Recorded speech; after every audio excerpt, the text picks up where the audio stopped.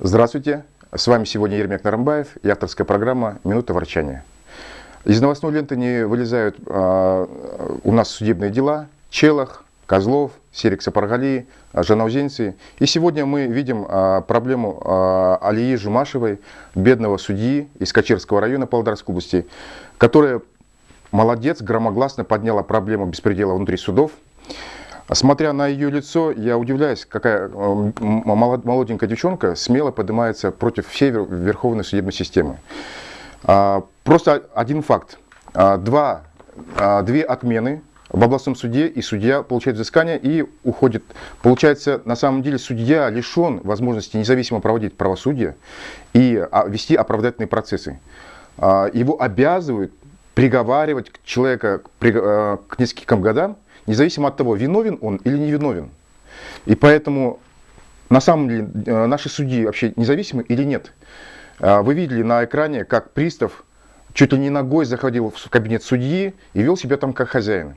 Вот точно так же у нас сегодня любой чиновник, позвонив судье, ведет себя по-хамски и приказывает все, что угодно. Поэтому мы видим вот такие судебные процессы, такие наглые, хамские, беспредельные.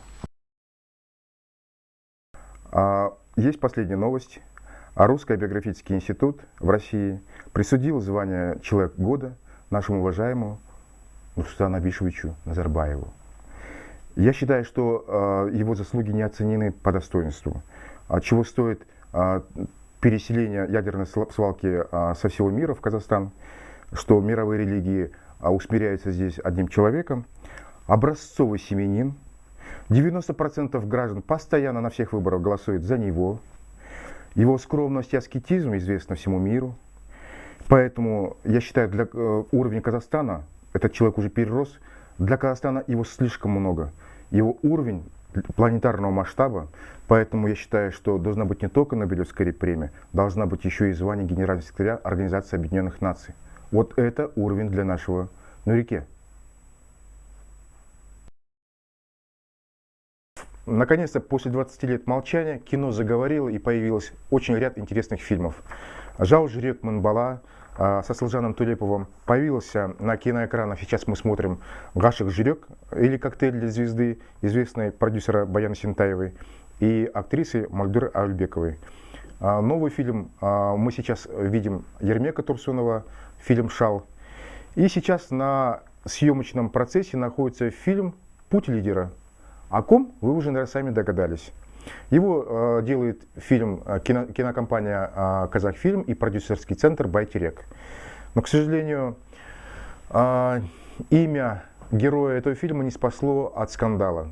20 человек в Темиртау на съемочной площадке перед Дворцом энергетиков обвалился подиум, и 20 человек получили травмы. Из них 5 человек получили серьезные травмы. К сожалению, даже такой эпический фильм не спасает актеров от беспредела, от того, чтобы найти справедливость. Аналогия прямая, что массовку у нас на известном фильме обкрадывают, не помогают, не дают справедливости, то и массовка за пределами этого фильма в течение 20 лет не может добиться справедливости. Очень интересный фильм, я думаю. Будем смотреть новости. С вами был Ермек Нарымбаев и авторская программа «Минута ворчания».